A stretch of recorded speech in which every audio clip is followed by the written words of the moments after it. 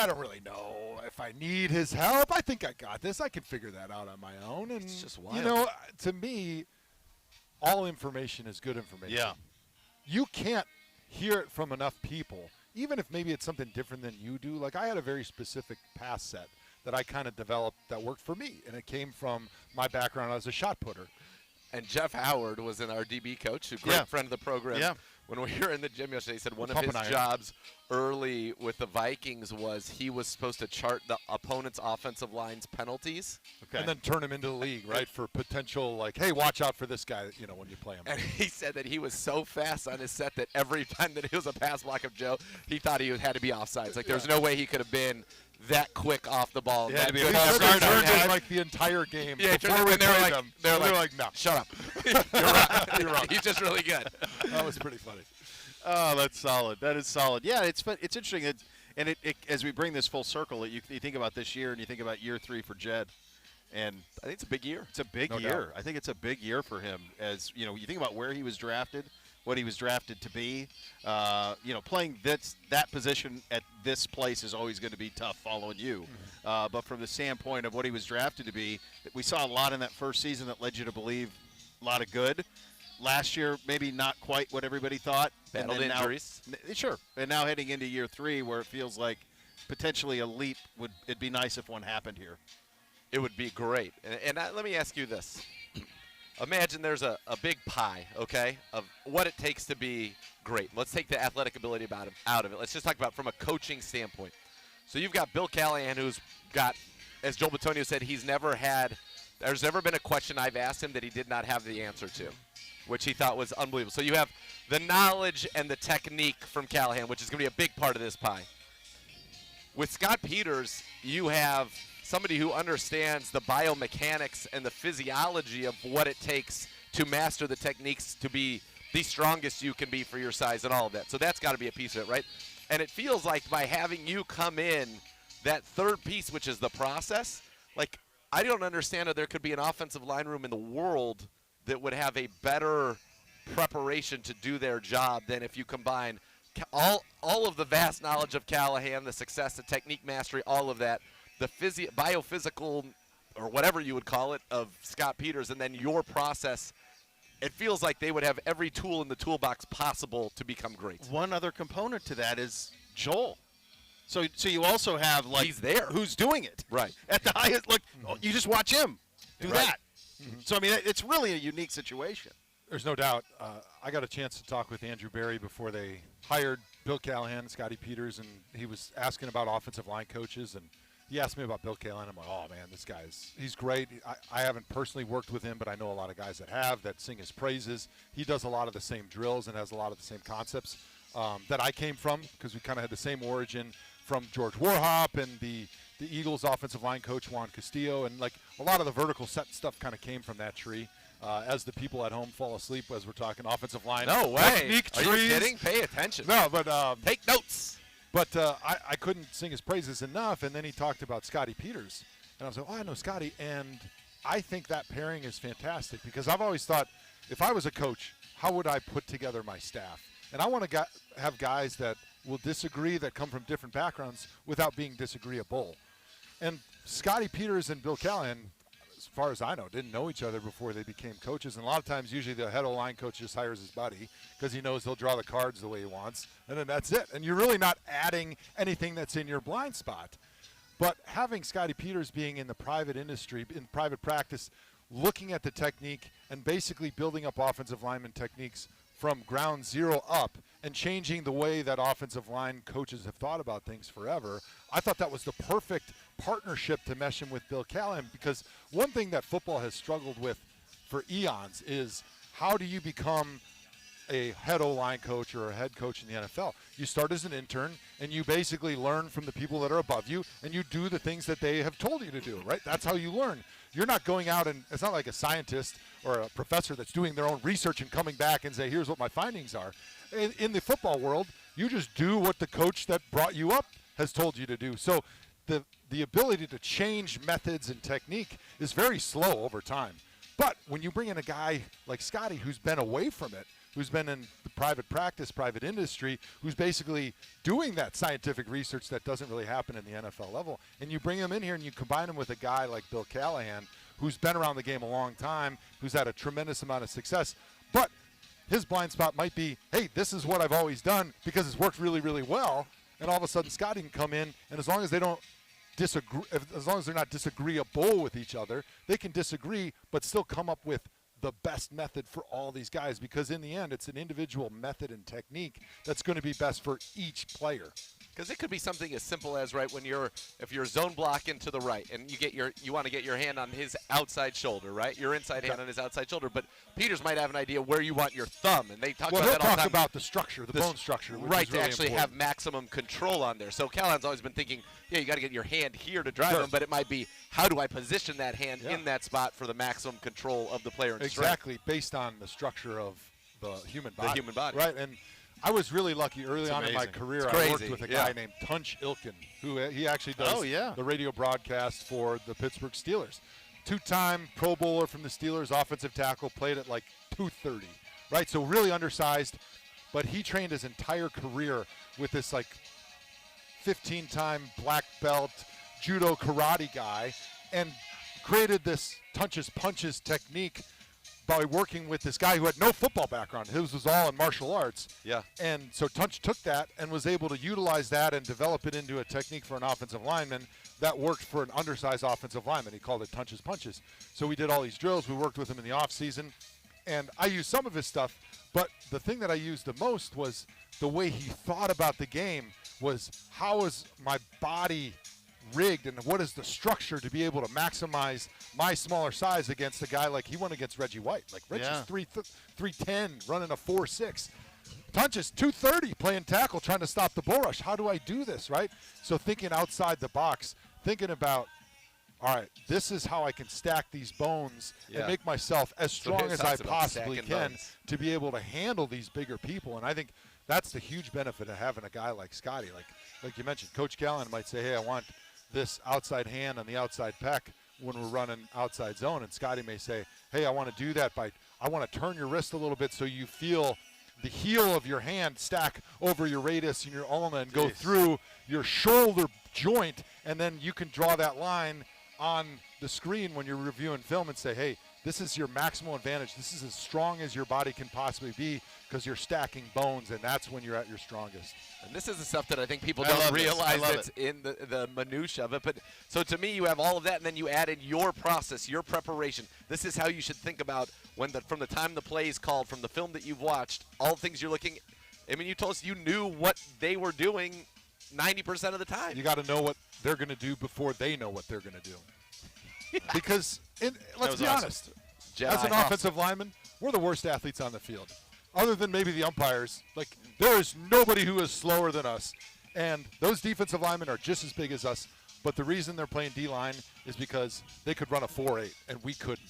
So you got to find some way to bridge that gap to have an advantage towards you. And so that advantage, to be able to cut the time in half that you're reacting to what they're doing, has got to be the knowledge side of it.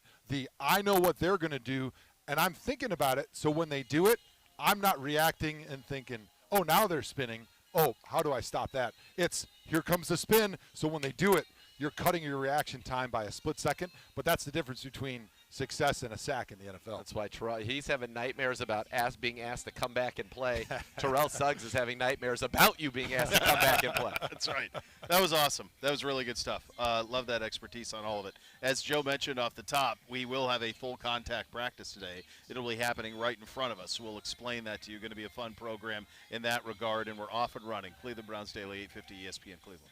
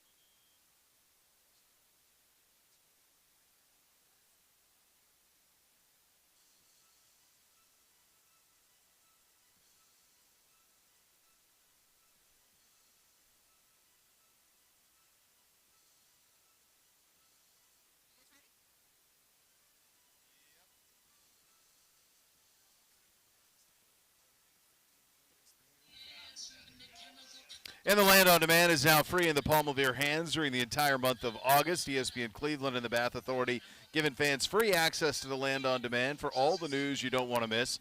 See us live in our brand new studios. Replay all your favorite shows commercial free and on demand, and get all access to Tony Grossi's Browns analysis and more. Visit thelandondemand.com or download the app today. The Land on Demand, remodeled by the Bath Authority. As we continue here, full contact practice. We had some news yesterday, gentlemen, in terms of just some as we kind of put a ribbon on practice from yesterday. Amari Cooper sat down in the end zone briefly in the red zone drills, had that right ankle checked out, got up after a minute and seemed fine. We'll see how that looks today. Michael Woods is having himself a camp, I see here in the notes, Mr. Z. Yeah, and I actually have notes if we want to go through yesterday's practice of a bunch of things. I would like that. I would like that a great deal. Me. I like copious notes. All right, we got copious notes. So one thing that people were curious about following the news of the 6-game suspension for Deshaun Watson, what, if anything, would change with the reps? Yeah. And what I found is, honestly, not much in terms of the quarterback reps. They were split exactly as they have been. We talked about it yesterday on the show that continued in the practice that followed our program, that now the offensive line was taking first-team offensive line was basically taking one more rep, and they were getting that with Jacoby Brissett. So he was getting some work with the ones. And so the breakdown in a typical 12-play period was 4 for Deshaun Watson, all with the ones, 4 for Jacoby Brissett, 1 with the one offensive line, 3 with the second team, 2 more for Deshaun Watson back with the first team, and then 2 for Josh Dobbs with the third team. They did a couple of 16-play periods that were actually split 4-4-4-4, all Watson and all Jacoby Brissett. So what stood out to me yesterday defensively, Jadeveon Clowney and Myles Garrett are a problem. And the Browns were given, James Hudson was getting some first-team reps splitting with Chris Hubbard at right tackle, and he struggled with the speed of Jadeveon Clowney. And that was pretty apparent on tape yesterday. Myles Garrett, they continue both of them to be in the backfield, and I think, we hope with your tutelage, with Bill Callahan, with Peters, and going against Myles, that's going to prepare Jed Wilson. It should only get easier for him on Sundays, which is a good thing. I thought there was a cool play that they ran, actually, and some of the stuff they were able to do with Deshaun Watson in terms of RPO. So they had an RPO inside zone handoff to the left. They had Jakeem Grant going in an orbit motion around him to the right that he looked at, and they came back and threw a tight end screen to the Chief back to the left, and it was wide open, and it was a big play. And I think that's just some of the stuff they're able to do now, which is pretty cool. JOK, everywhere, guy flies the ball. Greedy Williams having a great camp. I talked to Jeff Howard about him actually earlier today. He's having a great camp. He also singled out Greg Newsome. He said he is the smartest corner that I've ever been around, period. Wow. He said he's already calling things out before they happen in ways that you'd want a coach to call them out. He's doing great. Offensively, Demetric and Jakeem Grant continue to have good camps. Felton did have a drop yesterday, but also had a couple of nice touchdowns in the red zone period. They did a lot of situational work, 4th down, 3rd down, and then red zone. Deshaun Watson's accuracy on full display. He had one to Harrison Bryant that there was a window as big as the football, and he had 2 touchdowns to Amari in the red zone period that were similar in terms of having to fit it in, and he did just that. Brissett in the 1st, 3rd, and 4th down period went 4 for 4, all conversions, which was good to see. And then you go back to Mike Woods. You mentioned him. He's having a phenomenal camp, and he's a guy that, 6th round, wasn't super productive at Oklahoma. I think he had 400 yards receiving last year at Oklahoma. They had a weird quarterback situation, though, last year. It started with Spencer Rattler, who a lot of people thought was going to be the first-round pick. First-round pick. He gets off to a rough start. They go to the true freshman who comes in, Caleb Williams. He ends up after USC. So just a weird year in large there. So that could have something to do with what we're seeing. We'll get more into that. Here's Coach Stefanski now at the podium.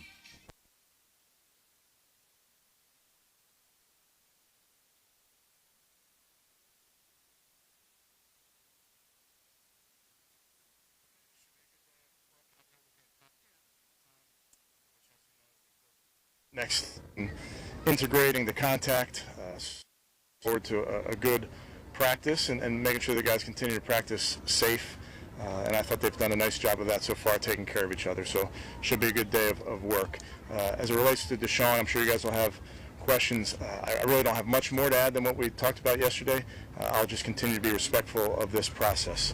But with that, I'll take any questions. Kevin, you said yesterday that you would read the report. Assuming you have now, did any of what Robinson, what she put in that report, give you a pause about Deshaun?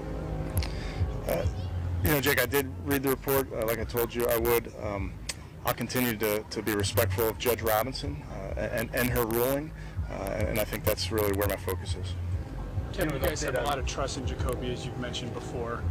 This is not the first time he's done this. He's come in suspension situations, he's been the starter, he's been the backup. What is it about his disposition that makes him ideal for this kind of a situation? You're right, Tom. He's been in some different positions already in his young career. He has a very good way about him, as I'm sure you guys notice just being around him for a little bit.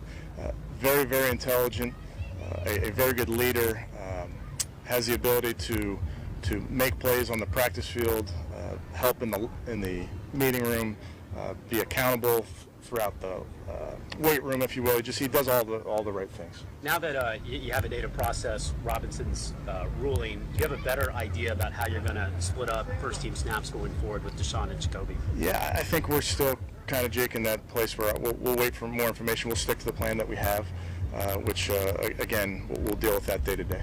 Do you have an update on Amari Cooper? Amari will be out today, but he'll be back pretty soon, so he'll be okay. He was on the field yesterday, but you expect him to get on Schwartz or Walker, both. Both the Anthonys. Yeah, I think they're both progressing, and they're on different timelines, but we'll see them soon. Kevin, today Jacoby said it didn't matter how many games. He was going to prepare to get ready. Talk about that mindset, and is that the one you guys were kind of following as well? Yeah, I think as we've talked about, there's uncertainty in this game, and oftentimes it's injury related. And with that backup quarterback, you have to be ready to play at a moment's notice. And sometimes you have a heads up that you're going to be playing, and you get a week's worth of practice. Sometimes first quarter you're playing, and that's the nature of being a backup quarterback or a backup at any position. So I think Jacoby's focus continues to be what it always is, and that's to prepare himself to play. And that's prepare himself to play, for today in this practice. But moving forward, you got to prepare yourself to play in every game. I know you said you'll have a plan for whoever's playing quarterback, but do you have an idea how much the plan would change when it goes from Deshaun to Jacoby? Say it one more time, Scott. Like, how big a difference will it be in what you call or what the plan will look like from Deshaun to Jacoby? You're saying like the game plan in particular? Yeah, I think we have a pretty good understanding of both of their strengths, and then I think you use training camp in the preseason to solidify that game plan moving forward. But they're different players, so certainly you'd run some different plays. How important is chemistry in the quarterback room? Yeah, I think it's important in every room, Chris, but that quarterback room is unique. You're talking about a lot of football, and you're digging very deep into that rabbit hole of football, and it really can become graduate level type stuff pretty quickly. So I think when you have a room that really pushes each other, challenges each other, but also respects each other, I think it's important. Kevin, 3 injuries with that receiver group. How concerning is that? And at some point here, are you going to have to bring in some more depth, or are these injuries minor enough that you can continue on the way you have been? Amari will be back soon, so we'll deal with David and Anthony appropriately. Kevin, first day of pads, you mentioned keeping everybody safe. Is there a message to the team beforehand, and also are there any big changes from a padded practice to now? Yeah, there's certainly a message to the team, and they get that every night at team meetings, but it's really important that it's Browns versus Browns, so we have to get our work in, and it's a physical game. You can't shy away from that, but now's not the time to take a quote-unquote cheap shot at your own teammate. So the pads shouldn't change that. Your technique, whether you have pads on or shells on or helmets on, shouldn't change. You should be great posture. You should be using your hands, keeping your head out of it, all those type of things. So that's what I'll be looking for during this practice and watching the tape to make sure that guys stay true to their technique and their fundamentals. Is there a message about zero tolerance for fights? I think the guys understand that we're out here to work, and that's kind of not what we're here for.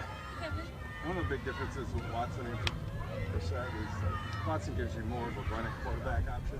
The history is Brissett doesn't do that as much. So what does that stress, what other part of your offense would that stress if you don't have that option? Yeah, I think it's a good point, Tony, and those are the conversations we're having. There are certain plays that you would run with Deshaun that you won't run with Jacoby. There's certain plays that Jacoby sees really well, maybe has a lot of reps on that Deshaun doesn't. So that's just part of our job as coaches, is understanding that there's no shortage of plays you can run, but it's making sure that the players are comfortable running those plays. Kevin, Deshaun's one of the leaders of this team. Do you think it's important that he addresses questions about the report yesterday before the rest of the team? Because everybody's getting those questions. Yeah, no, I understand what you're saying. I'm going to let Deshaun speak for himself when it comes to that. But short of that, I don't have much to add. Do you anticipate him speaking for himself? I think I think he'll speak with you with the media at some point when there's some closure to this. But that's something that I'll let him speak to. What would you say Brissett's strong suits are, other than his experience and won games with 3 different teams? That's pretty good. I think size, arm strength, decision making would be a few. Protecting the ball. Decision making. To me, that falls under decision making. With Amari, the ankle yesterday that he took? Yes. Okay. In Josh Rosen, I have not seen him take any reps with the team yet. Is it hard for him to compete when he's not getting those? He will. I think starting today, he will. We have to get all these guys ready appropriately. Josh Rosen just got here, and as you know, there's not 1,000 reps to go around. You got to be real smart about how you do this. So the reps are coming, but we're taking the long view in terms of the next couple weeks with those guys and getting them ready. Kevin, when you look at Jacoby's skill set and what he's been able to do in his career, especially what he did 3 years ago when Andrew Luck abruptly retired and had to come in and thrust it in that position, when you guys evaluated potential backups back in the spring, is that particular example something that came in your guys' evaluation? Kind of the totality of a player? Yeah, it really was the totality. Just felt like it was a young player, still a young man for how many hats he's worn in his career, but a young player that we thought was talented, that we felt would add a lot to our room. With these injuries you've dealt with your receivers, have any of these young guys jumped out at you? Yeah, I've been real impressed with a lot of those young guys, Jeff, and I think they work really, really hard, and when you play for Coach O'Shea, you better work hard. So we also got a head start with them, bringing them in a few days early. So I'd say I wouldn't single any guy out other than to say it's an impressive young group. Kevin, how will you guys enforce that Deshaun sees only the club's massage therapist and club-approved therapist? It seems like it might be kind of difficult to make sure that that's happening. Do you have a plan for that? Yeah, I think I'll let Andrew Berry speak to that at the appropriate time, but certainly with that ruling from Judge Robinson, that's obviously something that we'd abide by. And I was speaking with Josh Dobbs today about quarterback cadences and how important it is as backups to mimic it perfectly to help the offensive line. And he mentioned that you guys record it in the helmets and then kind of review it almost like a film study of playing it back and making sure everybody sounds the same. Right. Is that something new this year? Have you kind of always done that as in your coaching career? Well, I've done it in we did it previously at the Vikings. It's important. What you don't want is the backup gets in there with the offensive line and they're not used to that cadence, because it may seem like a small thing, but you want everybody to get off at the same exact time. You don't want a popcorn get off, which AVP calls it, when one guy's getting off and then the next guy and then the next guy. So the way we've always done it is the backups it's their job to mimic the starter and to mimic the spacing in between the cadences so that you don't really surprise the offensive line. So being able to record it and then sync it up with the video allows us every day to look at it and make sure that those guys are doing their job. Kevin, how's King York doing? He's doing well. There he is. I can see him right there. He's doing a nice job. He's working hard. Had a good day yesterday, and Cade's got the right temperament. He just goes about his work, goes about his business. Okay. Good. All right. Thanks, guys. Thank you.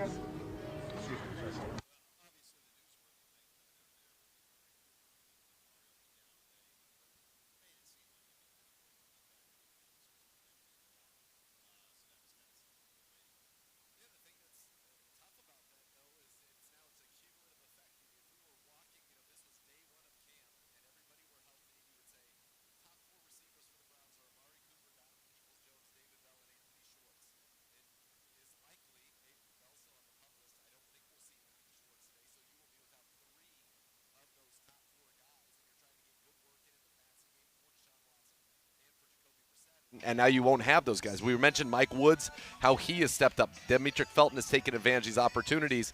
But, Woods is the guy. He's got the size, right? He's 6'2". He's a long strider. He's able to create separation. I actually talked with Chad O'Shea earlier today about him after watching yesterday's practice, and he said, he's got a great play style. He said he plays faster.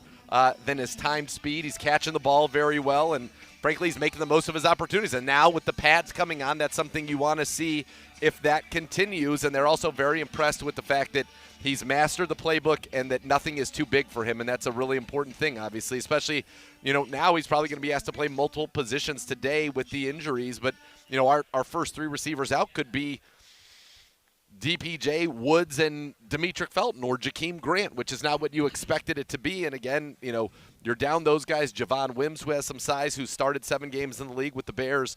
He is out with an illness. So it's a wide receiver room that was probably the biggest question mark room on offense coming into this, and it's already a question mark now. And you wonder, how long do you wait before you say, do we need to get somebody in here? Because what you've seen's been good, though. Amari's been great. DPJ's been great. We haven't seen Bell. He was very good in the spring.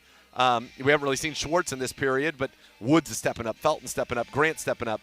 It's still tough, though. You need guys to run routes. You got one-on-ones. You need guys to give the DBs good work and good looks, and that comes from having your best players out there and iron sharpening iron. And unfortunately, that won't happen today on the first day of pads. Yeah, it's starting to stack, right? It's a lot. Position, it's a lot early on here. And Joe, with that, to Nathan's point, though, comes great opportunity for some of these younger guys. This is going to be a tough roster to make, and now you're going to be playing with the ones at receiver catching passes from Deshaun Watson today. It's a great opportunity now for those other guys to make a big impression, not only on the coaching staff, but on the quarterbacks. The guys that are going to be throwing the football, all of a sudden you make a couple good plays, and you're on the same page with Watson and Brissett, and he goes back and he's sitting in the meeting room with Kevin Stefanski, and he goes, man, I was just on the same page with this guy all day. Like, him and I were both thinking the same thing. We were seeing the same thing out there, and all of a sudden Kevin's like, hey, man, maybe we should give him some more reps even when Amari does come back, even when some of these other guys are out there practicing. Let's see what he does when he's out there and give him more opportunities. And so that's a lot of times the stories that you get in training camp, because every training camp that I've ever been around, the ones that I played in, now just the ones that I've covered, injuries are always a big story because they always happen. No matter what type of a training camp you have, whether it's a powder puff or an Eric Mangini 2-a-day, 3 hours per practice beatdown session, you're just going to have injuries. It's just part of the game, and it seems like that receiver room is always the one that accumulates injuries earlier on in camp, because those are the guys that do the most high-speed sprinting. They're the guys that have the hamstrings that just tweak a little bit, and they're the racehorses, right? They're the guys that they have to be at 100% to be able to effectively do their jobs, unlike the big hog mollies like myself and some of those guys out there. Hey, if we're at 80%, as long as we're hitting our techniques, we can go out and put in a good practice, and it's okay that we're not able to run our 5:040 that we ran on the combine day, because that's just not something you see on the field out there in real live football. I see the great Steve right. Weish Yeah, walking he's making over. his way over. We've spent all of this time talking about the news today with our team. There's enormous news in the NFL today as well in regard to the Miami Dolphins. We'll get Steve's view of that and, of course, the news of yesterday as well. He joins us coming up next. You listen to Cleveland Browns Daily on 850 ESPN Cleveland. Gerard here.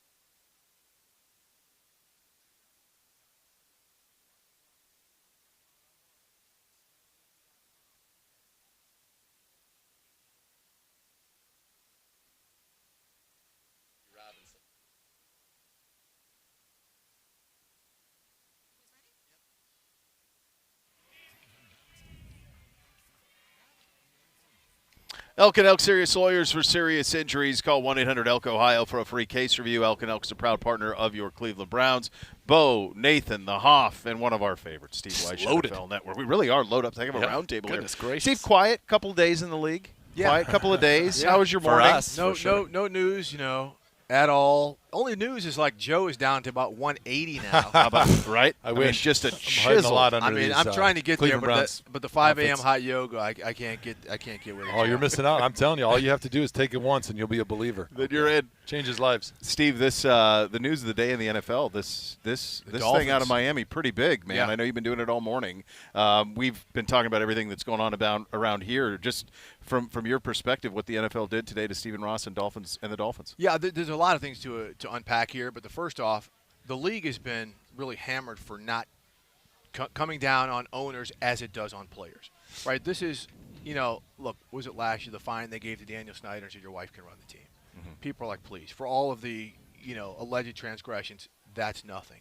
Well, this to Stephen Ross, where they're taking away a first-round draft pick and a third-round draft pick for tampering, which clearly everybody cooperated on because they have all the evidence saying that he illicitly spoke to Sean Payton to be his coach and for Tom Brady to be a player and potential executive without getting permission from their teams. Doing it front channel instead of back channel, as I said on air, that's akin back to the day of the football coach going and paying the recruit instead of having the bag man do it, right? So that's beautiful. So I mean that's what it is. Now they didn't get him for tampering. Brian Flores said, look, he said he'd offer me $100,000 for tanking, $100,000 for every loss so we can increase our draft position. But they said that conversation happened. But they said that Stephen Ross said it in jest. Wow. And so, still, but here's where the punishment of the first and third round draft picks are. Dolphins have 2 first round draft picks. But suppose things don't work out for Tua this year when they have all this talent. Do they have enough freight to get back to the top end of the first round now to get a high draft pick? I think they've got 2 second round picks and now 1 first round pick, maybe.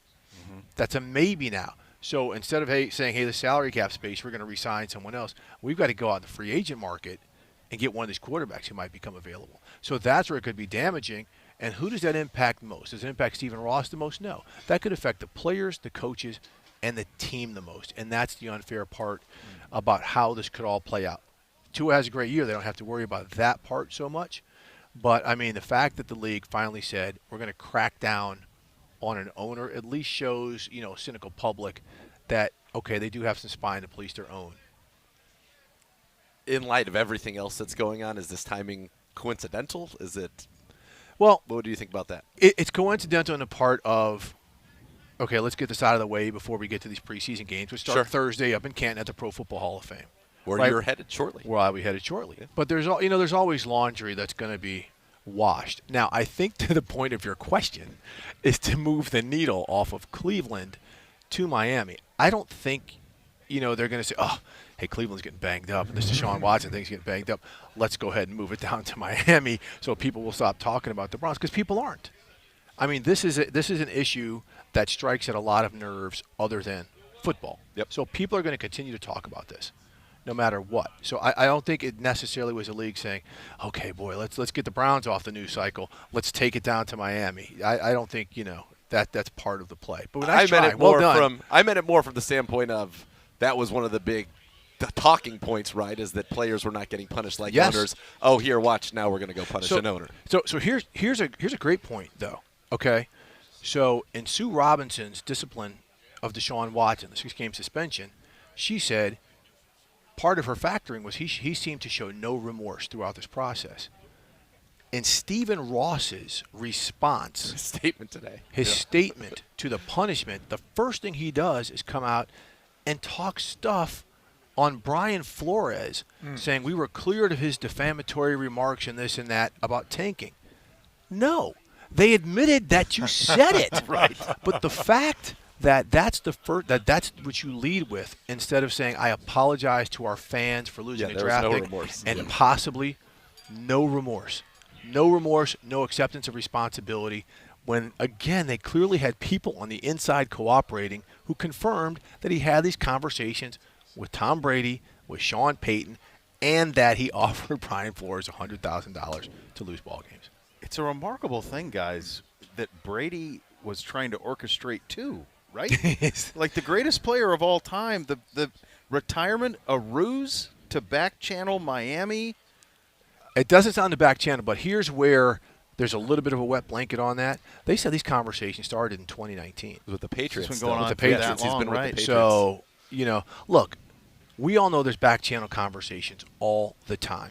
And Stephen Ross may have a legit argument saying, hey, him and Tom Brady are both Michigan alums. Yeah. They do a lot of things together. So these conversations happen. Look, I covered the NBA for years. Pat Riley was talking to everybody. Hey, you sure you don't want to come? Hey, LeBron, hey, Latrell Sprewell, you sure you don't want to? Okay, just joking. So, that's that. But, Roger Goodell's statement saying they've never seen such a flouting of these principles and rules like they've seen in this case. Again, it is SMU where the head football coach gave gave a player the money and not the bag man.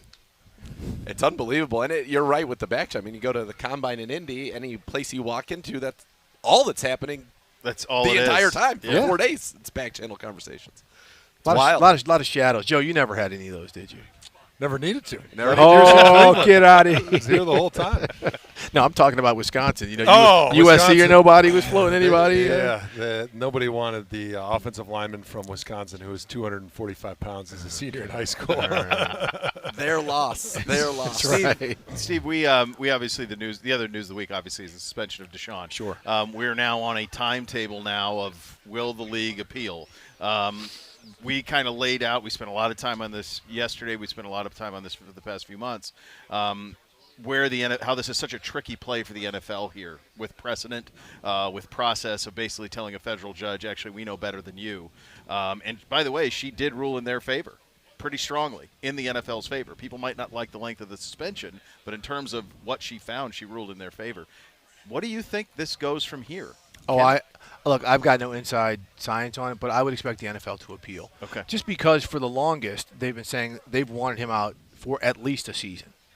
And, they want to show after the debacle that was how the league handled Ray Rice that they're serious about anything involving women, whether domestic violence, sexual misconduct, whatever. They want to show it serious. So I do think that they will appeal this. Now, will they say we want to add 6 more games?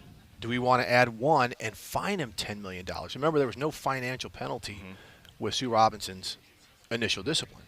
So that could determine as to whether the union steps up and says, hey, no, we're going to take this into federal court, which is, as you said, potentially tricky. Because even though in the appeal it is not about new evidence, new findings, it is about the process of how Sue Robinson came to her findings. If it gets into federal court and they're disputing stuff, you better believe that these lawyers for the NFLPA, who are very good, are going to bring up some of the owner behavior and things like that.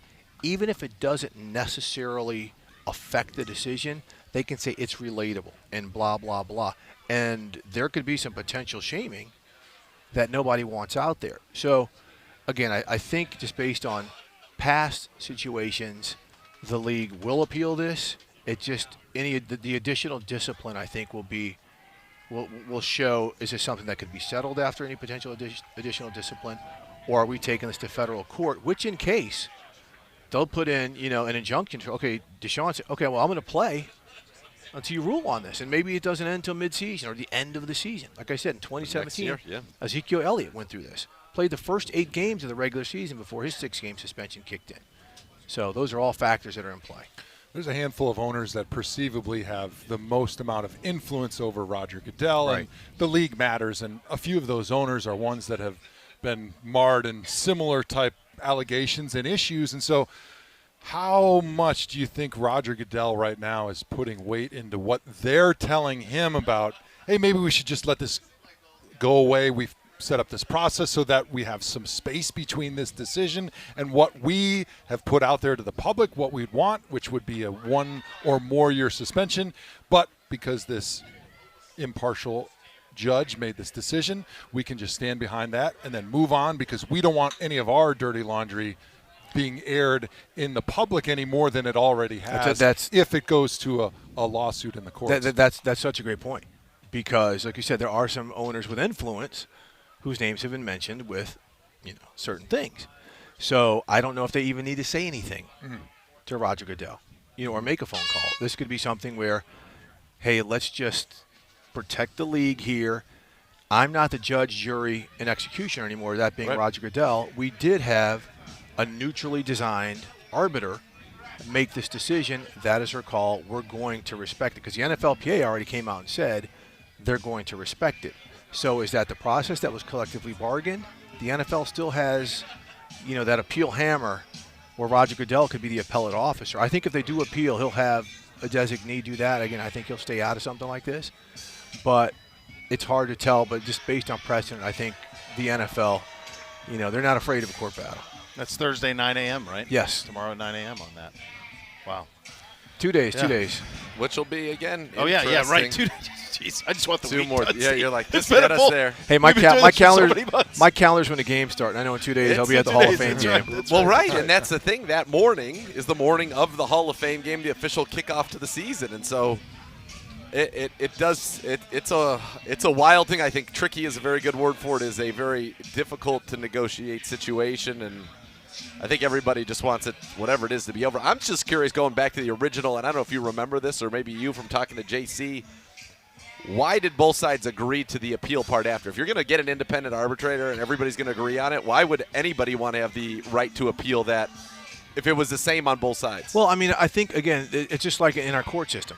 If somebody comes in and they're represented by a lawyer who they feel didn't represent them adequately, they have the right to appeal. Again, maybe not new evidence, but the way that they were represented. Sure.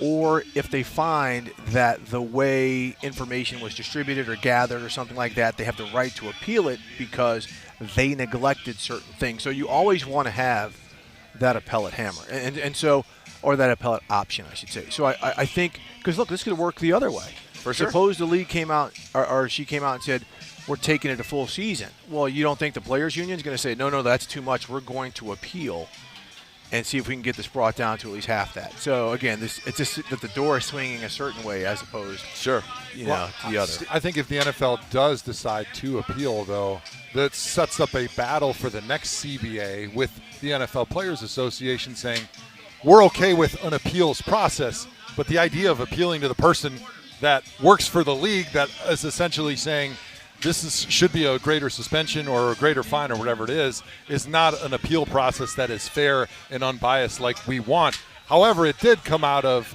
the process where Roger Goodell was the judge, jury, and executioner. That's right. So the ball got moved a little bit, but it didn't get moved all the way to complete fairness in the appeals process. So remember this.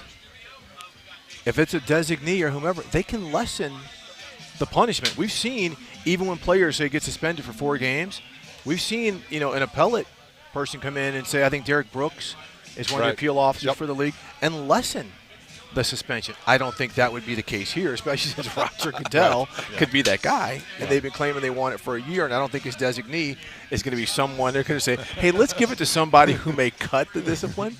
But, it's the CBA, look, the NFLPA and NFL have to have something to fight about, Joe, right? Yeah, that's right. So there you go. The lawyers need to bill some hours. That's right. For sure. Steve, it is all always lawyers. a great pleasure to talk to you, sir. Thanks for your time today. Appreciate you guys. Great friend of the program, Steve Weish, NFL Network, joining us. You're listening to Cleveland Browns Daily on 850 ESPN Cleveland.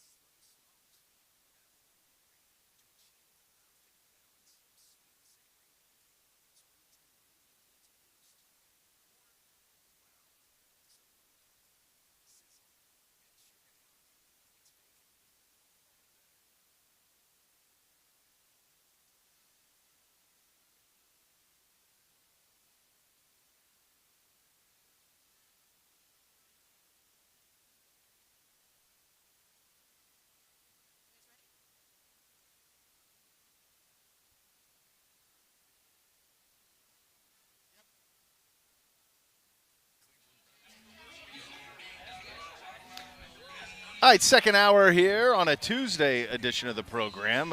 Lots of news around the National Football League. The news for us right here at the Cross Country Mortgage Campus is that the Cleveland Browns are out on the field in full pads, and the group in front of us right here, Mr. Zagura and Mr. Hoff, includes many luminaries for the future of this football team who are sitting this one out. Yeah, it does. Well, currently on the PUP list, you've got Denzel Ward, Anthony Walker Jr., and Sheldon Day, who are on the bikes right now, and then some of the notables, and I imagine for Jack Conklin, as he was eased back in, activated from the PUP, he's on the sideline, and then two of the notables, Jadeveon Clowney, who's, by the way, been dominant in the early portion of camp. Yeah. They know what they've got. They know what he is. We don't need to. He's getting a little Hoff treatment right now, Yeah. which is, there's nothing wrong with that. And then you got Anthony Schwartz battling his way back as well. And I think Amari Reggie over Robinson there. and then Amari Cooper, who we talked about was down with that ankle injury. And going back to your days, you got a veteran like Jadeveon Clowney.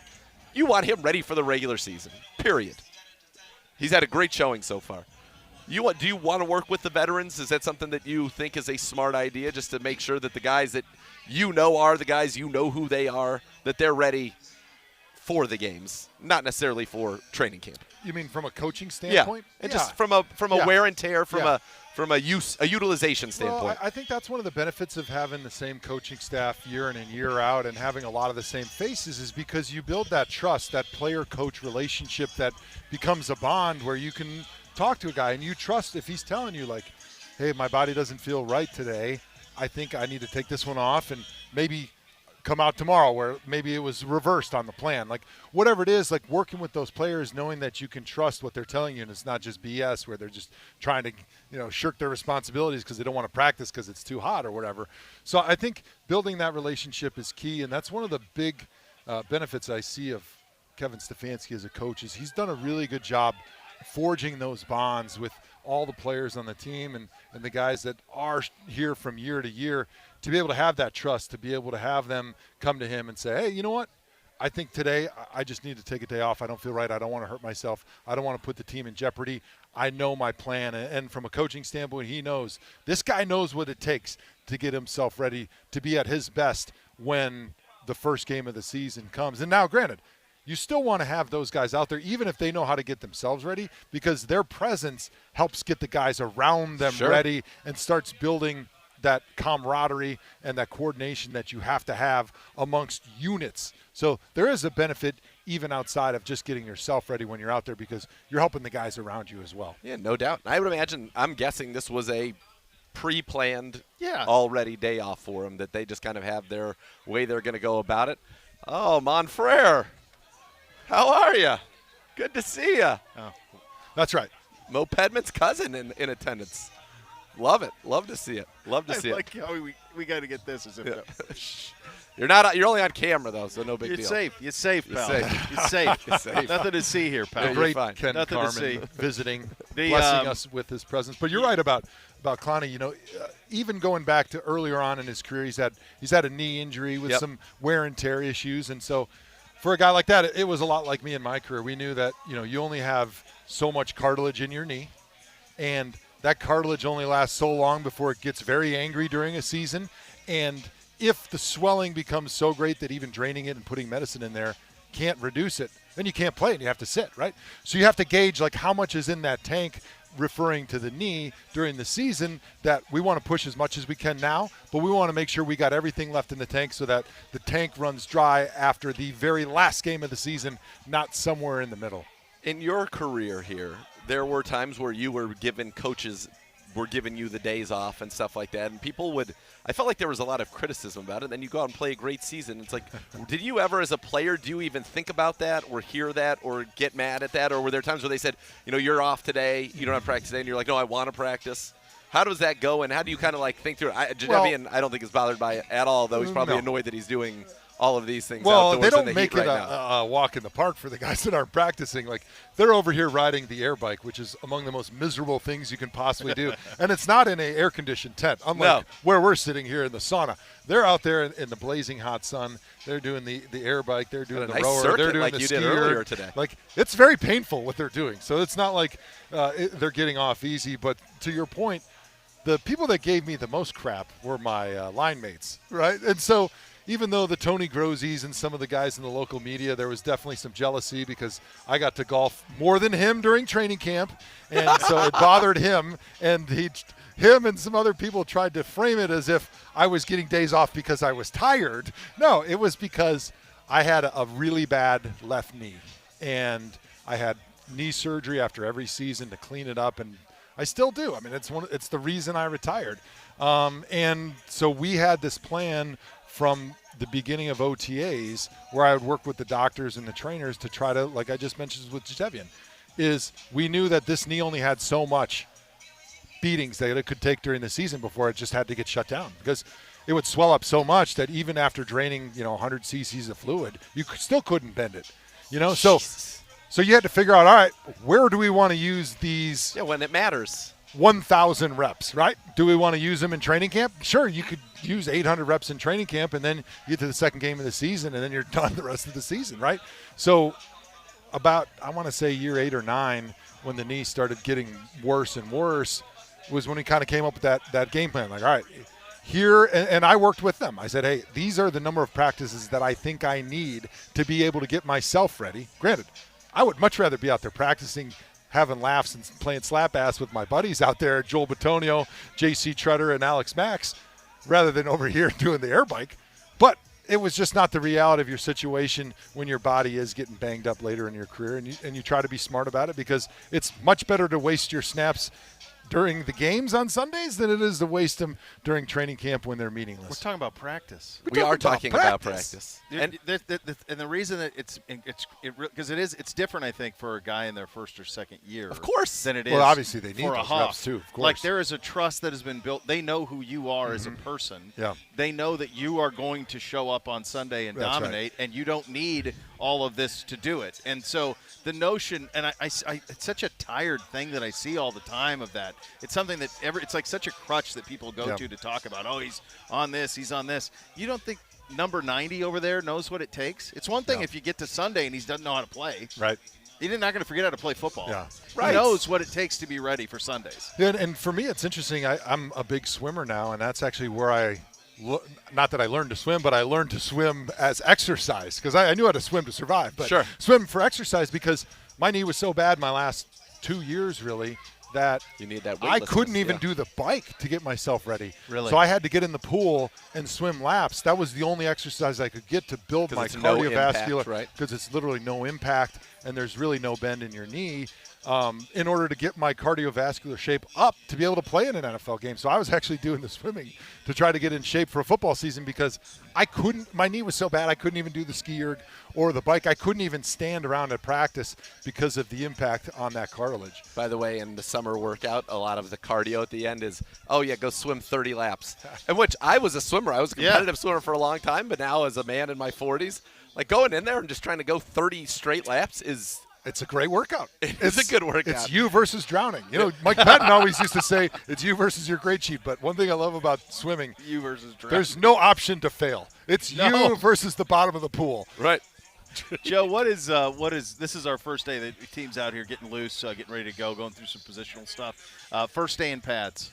Away we go. A lot of anxiousness, right? I always think when I was getting ready for a training camp, the 2 periods that I was the most nervous and anxious for was the conditioning test, because you knew you were going to pass, but there was that little part of you like, what happens if my groin gets tight or my hamstring gets tight? And then the cascading thoughts in your head of, well, now the coach is going to think I didn't put in my work in the summer. Now my teammates are going to feel like I was just being a lazy, you know what, and I was mailing it in all summer and I'm not ready for the season. Of course, what Mike Patton, I think it was Patton, he ended up bringing the media out for the conditioning test, if you guys remember that. So now, not only are you being humiliated in front of your peers and your coaches and the scouts upstairs, the ownership, but now you got the media's out there taking pictures of you if you fail. So there was always a lot of trepidation regarding the conditioning test, but the second one that brought the most trepidation was the first day in pads, because it's the first day you're really testing your conditioning. It's the first day you're smashing skulls and you're getting back on the bike and you're riding, because it's a different game when there's blood, sweat, and shoulder pads on the line than there is when you're just wearing helmets and there's no risk. There's no downside if you don't do your job. I love it, and I think I made this analogy before, but I love it. I think everybody that had to go against you in practice than you were, he's like, and it's like Seinfeld. You watch that dodocumentary, The Comedian, and he was, am I funny? Is this funny? I don't know if I'm even funny anymore. Am I going to fail? Am I going to go out there and bomb? Are they going to not laugh at any of my jokes? Like, you're Jerry Seinfeld. You're the Hoff. Get the pads on. Let me embarrass some people and go about my business. Get back in the pool. It's the doubt's the fuel, though, The right? doubt, absolutely. The doubt's the fuel. You got to have that. You have to have it. If So, you don't, all the greats do. They have I've that talked little to bit of. Some of the other people that I worked with in media that didn't play football, and shared some of those experiences, and it's almost a relief when I tell them that. They're like, "Was it you 10 Pro Bowls and you still had that?" And I was like, "Yeah, but by the time I was in year 8, 9, and 10, I learned to appreciate that, because that's what fueled me and gave me the energy to prepare and to go do the long hours and the things that maybe the guy that's already done it a few times isn't doing, and then he's not able to maintain it, right?" And I always say too, like, when I would get nervous before a game, I actually liked that. Yeah. Because that nervousness was able to transition and morph into energy and focus when the ball got snapped and when the game was kicked off. Whereas in a preseason game, if you don't have that, it's difficult to have that energy and that focus that you need to be able to get up. Huff, Jordan manufactured it. Right. He made That's it exactly up out right. of the clear blue I'm sky. telling you. Doubt. He made it seem like people thought he wasn't great when he was universally Yeah, known right. as the greatest. Look at Brady to and the the Patriots. end. Like, Same thing. Oh, no one thinks I'm good. Wait, Yeah, right. what? Yeah, and he still flew him to his Hall of Fame induction to tell him. stick it to him. Yeah, remember when you did Remember this to when me? you did this to me? Yeah, no, Wait, I actually what? didn't do that. Yeah. But I'm Actually, glad- we all thought you were the best ever from probably year 3. Remember when you disrespected me, Brian Russell? No, I don't. I don't remember it that way at all, quite frankly. Oh, man. Jacoby Brissett was available earlier today. We will have that for you and continue to set some sights and sounds of camp here as the guys are out here in full pads. Here's just a little side note. Grant Delpit continues to be the coolest you can look in a uniform. He just looks continues great. to be the coolest you can He look. looks- It's just Listen, you heard John Johnson called him the glue in that safety room. Oh, wow. They think he is going to be a star this year, and that'll be the biggest feather in our draft caps ever. The Grant Delpit when we lost our minds. That would be so much fun. You're listening back in the Zoom days. That's right. You're listening to Cleveland Browns Daily on 850 ESPN Cleveland.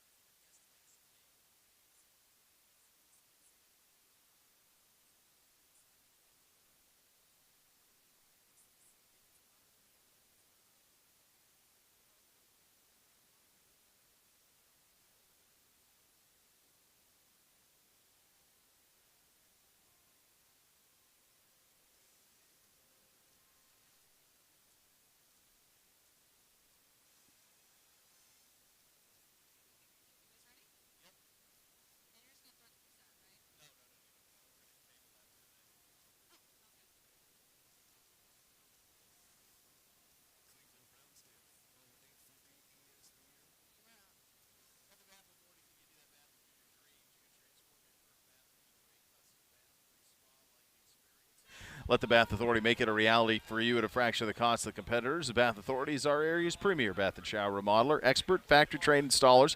Give them a call now. You get $500 off your next custom bath or shower remodel. That number is 216-220-8399, or go to thebathauthority.com. Again, folks, it's where affordability meets quality. They get the largest selection of bath projects in the area. They're all made in the United States.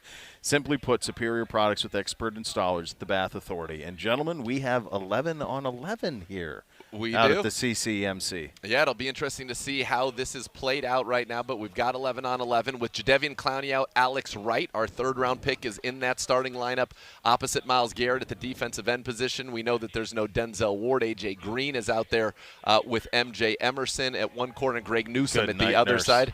And Nick Chubb doing what Nick Chubb does. Looks like he is shot out of a cannon right he there. looks like, I know it's crazy because he does this every year. It seems like he's on almost another level this year early in camp. He's so shot out of a cannon. Every time I see him do something, it's like that. So the play that got your attention yesterday. Yeah.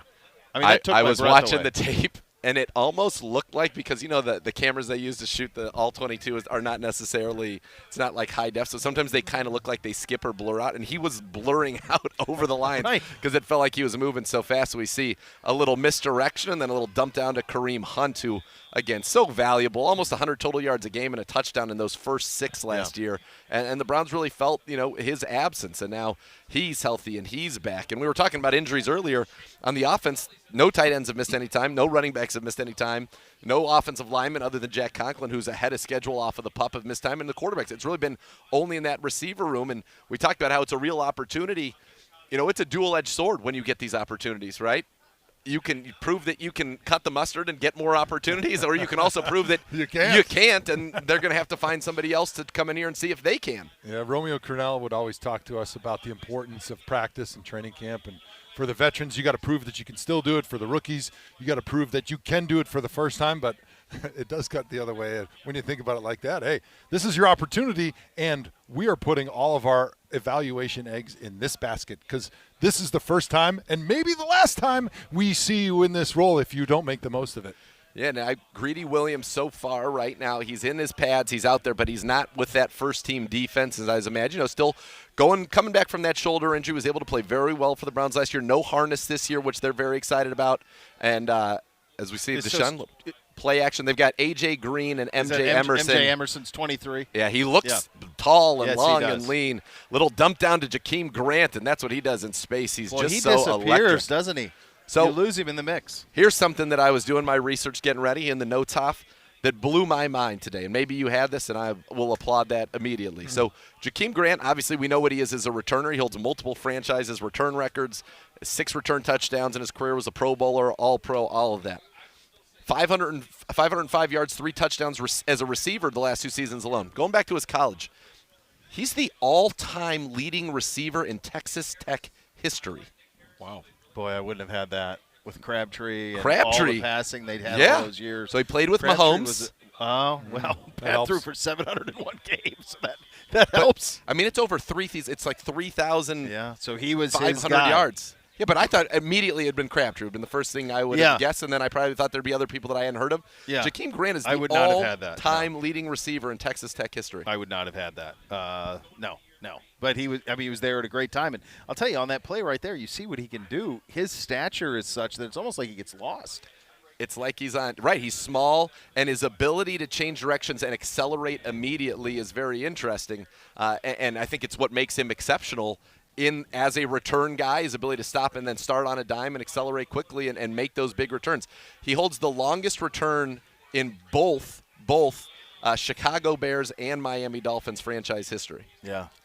How interesting that Devin Hester did not hold that record for a punt Bears. return. Hester has the longest kick return ever. Yeah. So Jakeem Grant, because I don't think maybe even as good as Devin Hester was, I don't know that he ever had the audacity to field a punt at his own 3 as Jakeem Grant did last year when he went 9. Chris Tabor, special teams coordinator, he said was a little nervous about that at the time, and then all of a sudden, no, yes. Kind of like that guy taking the deep 3. No, all right, great shot, great shot, kid. Well, I always think about when you're considering what makes a great returner, right? It's the combination of vision, Yep. fearlessness, Yep. right? Because with the return game, it's a lot different than if you're just a running back in the backfield where you've only got 7 yards of steam and the linebackers are 4 or 5 yards from the line of scrimmage. So, you're talking about 11, 12, 13 yards, maybe guys running at each other. But in the return game, you're talking about 40, 50, 60, nearly the entire field where these guys are getting an opportunity to get up to steam. And you got to be able to find with your vision where that crack is and then fearlessly hit it. Because if there's any hesitation, that hole closes. And that's where Josh Cribbs excelled the most. Obviously, Cribbs being a little bit of a different body style as a returner. Much taller, much bigger, but just as fearless as Jakeem Grant. Jakeem Grant has that quickness, that agility to be able to get up the field and make all the guys that are trying to tackle the returner think that that's the hole he's going to hit, and then he can easily bounce it out to another hole. And I think that's what makes him very, very dangerous as a return man, and that's what's made him so effective. Jacoby Brissett there getting a rep with the starters. He threw a little screen to Nick Chubb that was blown up by Jeremiah Owusu-Koramoah, who has been all over the field to see it. since he has been here in this camp, and really since he joined the Browns. An incredible rookie season he had, and now they are expecting even more from him here in year number 2. But it is fun to see those pads. But you mentioned Josh Cribbs. That's the last time that the Browns had a kick return touchdown.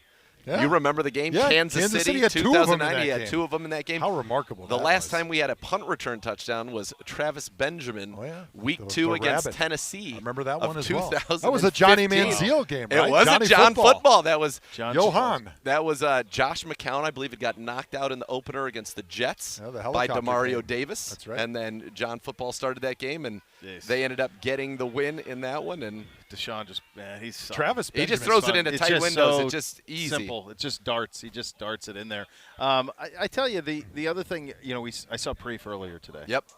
He's Just thrilled right the now, biggest by the way. smile. Oh, God. We talking yesterday about He's never been happier. Jacoby the first 6 games as the suspension stands, and what does that look like? What is this? And then you start to think about all 3 phases. You think about an entire roster, and you think about we've talked so much about what we've done defensively. I saw a little bit. Cade York didn't miss yesterday. Just 6 booming, of 6, including booming. a 51-yarder that was good from 90. Strides out there, just blast, and you just go, boy, every phase has been checkmarked. They're all check marks. And now that one is. And that you talk about Grant, York. We've always been an elite coverage unit under Mike Prefer. That has been true. But we had great punting under Cole. I mean, guys, without one of the great Coles of all time, if not the greatest. Yeah. But we have not been explosive in the return game. We haven't really changed the field that way. And the hammer could beat the ball a little bit, but you got to go back to Andy Lee being here when we had a punter that really was a weapon. And now you've got guys, Bajorquez last year set the franchise record for the Packers in terms of the average yards per punt, over 48. 2 years ago led the league at over 50. Charlton can boom it as well. We've got punters who can boom it. We've got a kicker now who can boom it and has been great so far, 12 of 12 at training camp. And then you get a guy who's had a return touchdown 4 straight years. You think about the fact that we haven't had a kick return touchdown in 13. We haven't had a punt return touchdown in 7. Like, that's a big deal. That has the chance to be the difference between winning and losing a game somewhere during the season. And, too often last year it was a missed field goal here, a missed extra point there, derail some momentum. We never generated anything. I mean, you were here in I want to say it was 14 when all of a sudden we threw your buddy from Wisconsin, Jim Leonard, back there as a punt catcher. Oh, yeah. We didn't even have a punt returner. We just had a designated punt catcher. I He mean, had good hands. Great That's why hands. They put him back there. Not a big return guy. Ooh. No, he was a catcher. Yeah. Jerome And Ford's got a little bit of wiggle in got there a real lot of quick, juice. just on that play there in the middle. He's got a little bit of something. I think a little bit of the kick return stats and the reason that they haven't had a kick return for a touchdown is the change in the Warm rules, reception, right? right? Obviously, there's a lot more that, the great Jeff Shudell, I gave him a wave and he just He gave kinda you looked, he nothing. gave me a stare He as if stared you down he like, was "Who's not this interested guy?" in saying hi. No. Or he probably was going to stab That is me an when I incredible got up to hat walk game. away. It is amazing. The way hat. that's sitting on that melon right there, that is incredible, glorious. isn't it? It's pure Oh, joy right man. there. But I could see the weight of the world off of Preef's shoulders, right? Because when you don't have an elite guy returning the football, you can do everything right. All 10 guys can perfectly block, and you're going to get the ball back to, maybe where you'd get it at a touchback in the kickoff game. And a punt return, you might get 10 or 15 yards. And so you feel like a little bit of, I'm banging my head against the wall because we're doing everything right. All the guys in the return game, they're doing the things that I'm asking them, but they're not getting that reward, right? Because they're not getting those big explosive returns that you want. And it is going to be beautiful to see that first return that Jakeem Grant takes to the house, because First Energy Stadium or wherever we are, maybe it's even in Carolina week 1, is it's going to be absolutely electric for the Browns fans that are there. Well, that he can not only can he help you when everybody does their job, he can make you right when people are wrong. Yeah, that's right. That's what the elite, and that's right. That's what quarterbacks do. That's what the great quarterbacks do. They can make any play Tom right, Brady. and they can make any play work, even if it wasn't necessarily the right call for the situation. Seeing some nice stuff Jacob Phillips right there knifing in, and he's a guy that with Anthony Walker Jr. out, getting a lot of work as the starting Mike linebacker, and I think that's not necessarily a competition. I was talking with Jason Tarver, our linebacker coach and great friend of the show. He said we have 4 starters. Let me just be clear about that. We have 4 starters.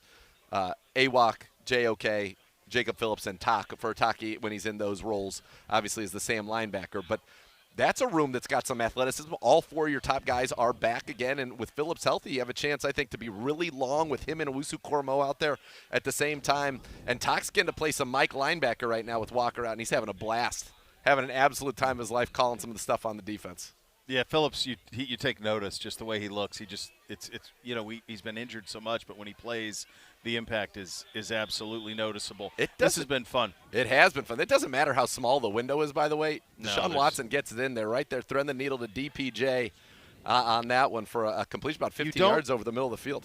Not only do you see all of the hard stuff look easy, the easy stuff is really easy. Like there's layups are layups, and that's a new thing, and so that's been certainly fun. This is great. We got 11 on 11 out here at the Cross Country Mortgage Campus. We'll continue. Cleveland Browns Daily, 850 ESPN Cleveland.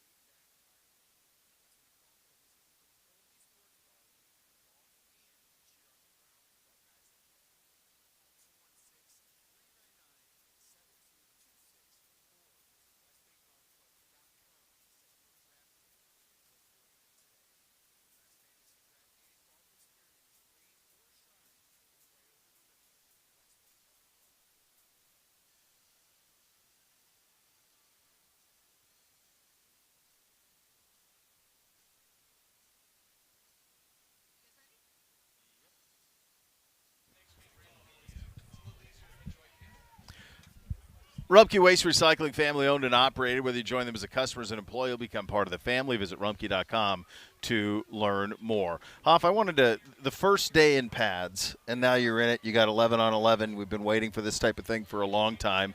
You get a little, sometimes it gets a little testy, right? But that's all a good thing. What's the mentality on that type of thing? We just saw MJ and DPJ have a little push. It was kind of fun. Everybody pats everybody on the head. What's the mentality with that? Well, because you're not tackling to the ground, you're not blocking guys to the ground, right? For safety reasons, obviously. You don't want anybody on the ground rolling people up because that's where you get a lot of the knee and ankle injuries and stuff. There's a certain unwritten rule and coordination that you have to have with the other side to know exactly when to pull up, right? And the first day of pads, everyone's got a little extra energy, got that extra nervousness like I was talking about earlier. And it seems like especially maybe the first 2-3 periods, everybody's just taking it a little bit further every play. Everybody's pushing just one more second. And pretty soon somebody's going to put their foot down and say, no, I'm not going to put up with that anymore. I'm not going to be anybody's out here, and I'm going to stand up for myself, right? And a lot of coaches, they encourage that, right? They want to make sure that you're setting the tone for the defense, you're setting the tone for the other side, and you're letting your brothers know, hey, I got your back, right? So there's going to be a little bit of the pushing and shoving, but I think it's good for Kevin Stefanski, which he always talks about, hey, we're here to get our work in, right? And they need to understand, hey, that's okay, little push and shoving, little spirit, little energy, that's great. That's all about training camp and building yourself and getting yourself ready for the season, but you just don't want to go over that line and start wasting time. And more than anything, when you're a big guy, you don't want to waste energy fighting because fighting is exhausting. I remember the most exhausted I was ever in any training camp was when Mike Pettin was the head coach. And I don't know if you remember, we got in all sorts of brawls because he was encouraging the defense to fight. And so the offense, we were trying to get encouraging them to fight. Oh yeah, hold on a second. It was all about like building the personality and the swagger and blah blah blah. Go ahead, Z. I'll let you chime in here. Well, there was a lot going on at that time. Not only was he encouraging the defense, and it was clearly a training camp that was designed. They would show the fights in meetings and like grade them on they did during the fights. Oh yeah.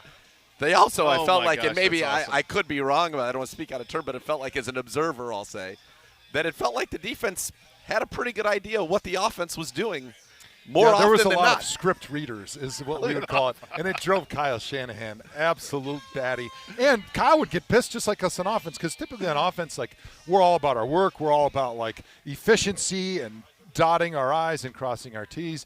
And then all of a sudden, these bozos on defense are, first of all, they're reading our plays and they're scripting the perfect defense for every one of our plays. Stop corner blitzing the outside zone. Yeah, like we're trying to get some work done here, and you guys are blitzing into every play with the perfect blitz, like on Madden, like you could see exactly what your buddy's calling every time. That's what they were doing. And then they're like coaching them up on the fights, so we're just losing all this practice time for this silliness. So finally, we started putting our foot down and fighting back, and it turned into this just all-out brawl battle where it was like a 3-4 minute wrestling match with like 30 dudes. Did it start with like Ish Kitchen? Was Ish Kitchen? I don't even remember who started, but it usually starts with O-line, D-line, or at least even if it starts on the outside, then it's usually a D-lineman just flying in from 20 yards away and taking a cheap shot and knocking somebody off the pile. And then it's a big battle, and you're in a wrestling match. And if anybody wrestled in high school, they know how exhausting 2 or 3 minutes of wrestling is compared to like a 5 or 6 second football play. And then after that, what does Pettin do? Now he's going to put his foot down about the fighting because the offense was the one fighting this time. And he lined everybody up on the sideline, and we ran half-gassers for about 15 minutes.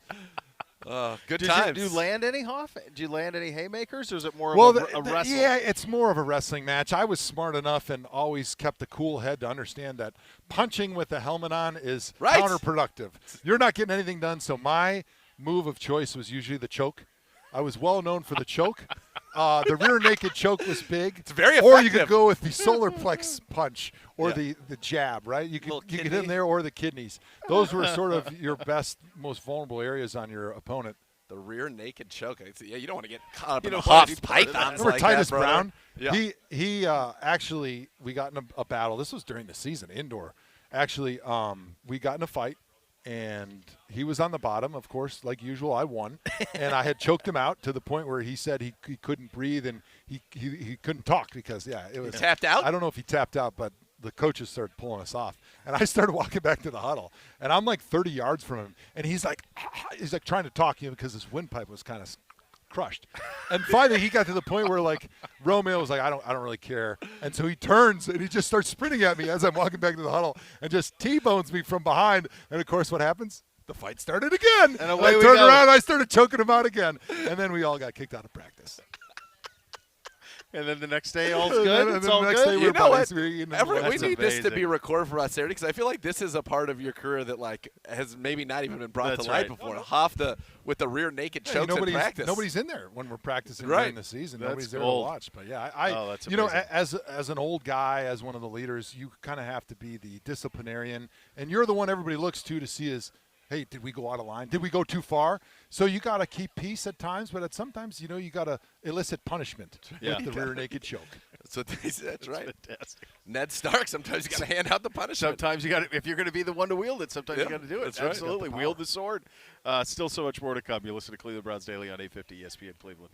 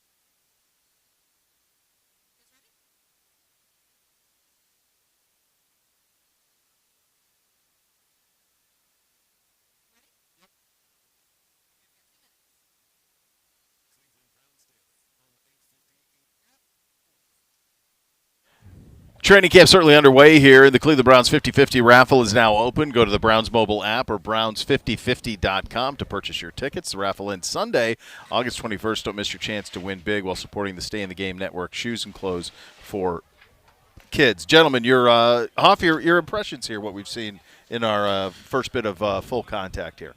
Yeah, one of the things I really wanted to see was sort of a ramping up of the energy and the intensity, which is usually what you get with pads.